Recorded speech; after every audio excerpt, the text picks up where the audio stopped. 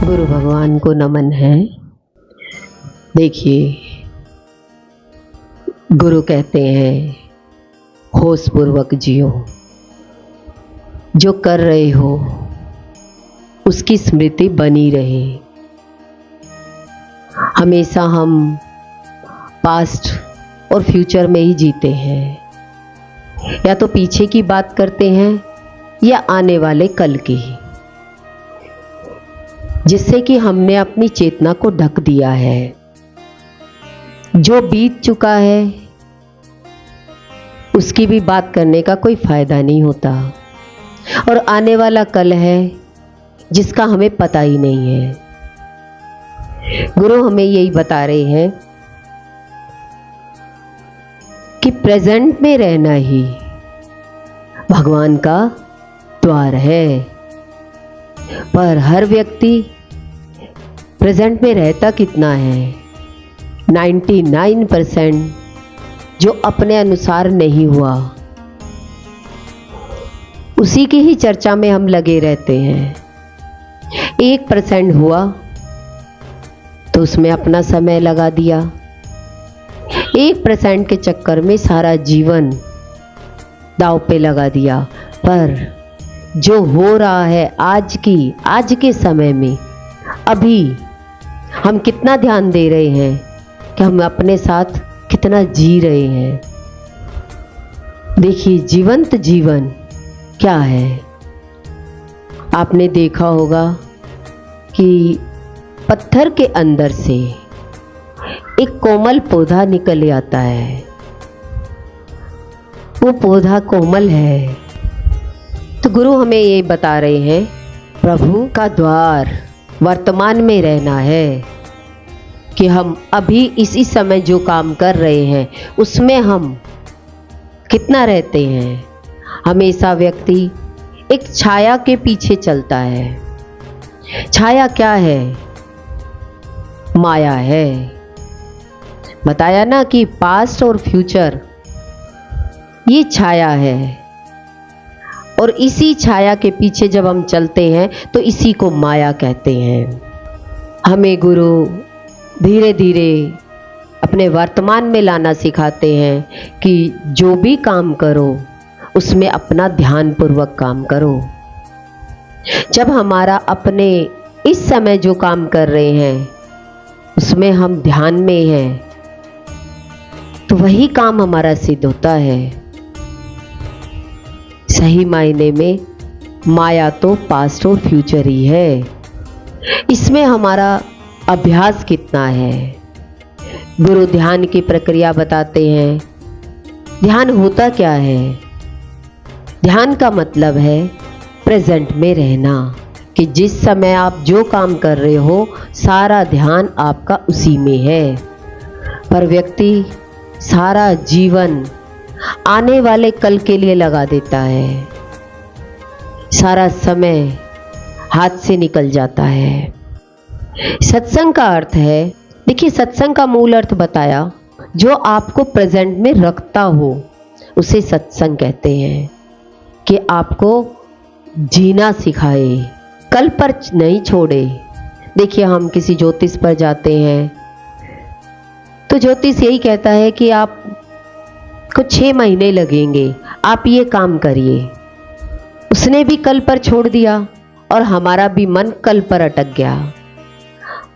पर आज हमारा जीवन खराब है तो अभी हमें ठीक करना है, तो उस मन को सत्संग के द्वारा ही ठीक कर सकते हैं।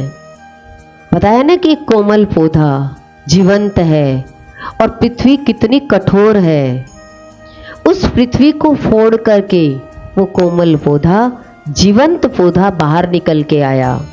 देखिए, ताकत किस में है? जीवंत वो फूल था जो इस कठोर भूमि से बाहर निकल के आया, या भूमि जीवंत है, भूमि जड़ है और चेतन जिंदा फूल है कि उसने पृथ्वी को भी फोड़ के बाहर निकाल दिया। ऐसे ही हम अपने जीवन को देखें। हमारा मन हमेशा पास्ट में जो बात हुई उसी की बात करता रहता है। हम मुर्दे की तरह रहते हैं, हमेशा पिछली बातों को याद करते रहते हैं। और सामने कोई व्यक्ति खड़ा है, उसके सामने भी अगर हम बात करते हैं तो अपना जीवंत उदाहरण की बात करते हैं। आज हमारे जीवन में क्या है, मैं क्या हूँ, मैं कौन हूँ, किसके बारे में बात करते हैं? जो जीवन से बात निकल चुकी है, पास्ट की बात करते हैं या फ्यूचर की बात करते हैं, उसका कोई अर्थ नहीं है। पर आज में अगर हमें अच्छे से जीना है, वो जीना तो प्रेजेंट में है। देखिए, हम एक रस्सी को देखते हैं, रसरी आवत जात है, सिल पर पड़त निशान। रस्सी को जब हम खींचते हैं आगे पीछे, तो पत्थर उस जड़ में भी निशान छोड़ देती है। ऐसे ही जब हम इस मन को वर्तमान में रखेंगे, प्रेजेंट में रखेंगे, तो ये पास्ट और फ्यूचर की बात करना छोड़ देगा। पर हम हमेशा क्या करते हैं, पिछली बातों को लेकर के इस मन को दुखी रखते हैं, जिससे कि हम अपने मन को होश में नहीं रखते, बेहोश में रहते हैं। इसका मतलब हम जिंदा हैं या मुर्दा हैं। हम मरे हुए के समान बात करते हैं, पिछली स्मृतियों को याद करते हैं, या अब में हम जिंदा है उस बात के बारे में बात करते हैं। अगर हम अपनी जिंदगी को देखें, खिलता हुआ फूल है या मुरझाया फूल है, ये हमने देखना है। अब हमारे से कैसे पता लगे? हमारी इस विचारों से ही पता लग जाएगा आप पास्ट में हो या फ्यूचर में हो। एक बार एक मनोवैज्ञानिक डॉक्टर पागल खाने में गया। उसने पहले पागल के बारे में पूछा कि ये इस तस्वीर को लेकर क्यों बैठा है, क्या कारण है? कहता है कि जिस लड़की को पसंद करता था, उस लड़की ने इसे शादी करने के लिए मना कर दिया।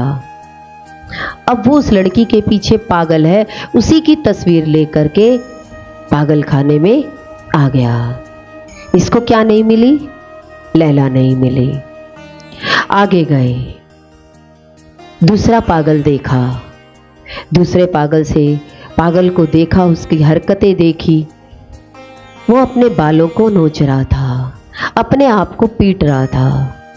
तो उसके बारे में पूछा गया, ये क्यों पागल है, इसका क्या कारण है, ये ऐसी हरकतें कर रहा है? कहते हैं इसने उस लड़की से शादी करी जो लड़की पहले किसी और लड़के से प्यार करती थी। अब ये लड़की इसके जीवन में आई तो इस लड़की ने इसको इतना दुखी कर दिया कि पागल हो गया। इससे पता लगता है कि आज की जिंदगी में हम देखें तो सारे मन एक दूसरे के पीछे पागल है। तो हम अपने मन को देखें, या तो पास्ट को लेकर पागल है या आगे आने वाले कल को लेकर पागल है। किसी के पास पैसा नहीं है तो डिप्रेशन में है, या किसी के पास पहले बहुत था आज नहीं है। दोनों ही पागल होकर घूम रहे हैं। जब सांस पर ध्यान देते हैं तो हमारा मन ना पीछे की बात करता है और ना आगे की बात करता है। वो अपने ध्यान को, अपनी श्वास को फोकस कर लेता है, तो ना पिछली बातें याद आएंगी, ना आगे के बारे में सोचेगा। ध्यान किसे कहते हैं? ध्यान का मतलब है अपने ऊपर फोकस होना, ध्यान देना, अपनी तरफ ध्यान देना कि किसी दूसरे व्यक्ति ने तो मुझे पागल नहीं बना रखा, आने वाले समय ने तो मुझे पागल नहीं बना रखा। हम ये सोचें, देखें कि मेरा ध्यान किधर है। तो ध्यान की प्रक्रिया से क्या समझ में आया कि बिना ध्यान के हम प्रेजेंट में आ ही नहीं सकते, हम अपने आप को देख ही नहीं सकते, क्योंकि हम ज़्यादा बाहर की तरफ है, हमारी बहिर्मुखता की तरफ हमारा ध्यान है, जिसके कारण हम होश में नहीं रहते, बेहोश रहते हैं। कहते हैं ना, एक बीज जमीन में डालो पर बीज जिंदा होगा तो धरती फोड़कर बाहर आएगा। अब हम अपने आप को देखें, हम डिप्रेशन में होते हैं तो एक मरे हुए व्यक्ति के समान होते हैं, जड़ की तरह होते हैं या चेतन होते हैं? चेतन होंगे तो हम होश पूर्वक बाहर आएंगे, हमें ज़्यादा मेहनत नहीं करनी पड़ेगी। गुरु के जब हम सामने बैठते हैं तो हम फूल जैसा मन हमारा कोमल हो जाता है। कोमल मन जड़ की तरफ ध्यान नहीं देता, वो फूटकर बाहर निकलना पसंद करता है। सोचता है कि गुरु मुझे जो कह रहे हैं वो मेरे भले के लिए कह रहे हैं। पिछली बात करने का फायदा नहीं है, आने वाले व्यक्ति के बारे में सोचने का कोई फायदा नहीं है। फायदा किस में है? अपने आप को होश में रखो, बेहोशी में नहीं। देखिए, ऐसे सारे मनों के साथ हो रहा है। जिसने पा लिया वो भी दुखी है और जिसको कुछ नहीं मिला वो भी दुखी है, क्योंकि मन का प्रपंच संसार है। संसार किसे कहते हैं? स्मृतियों के ढेर को संसार कहते हैं।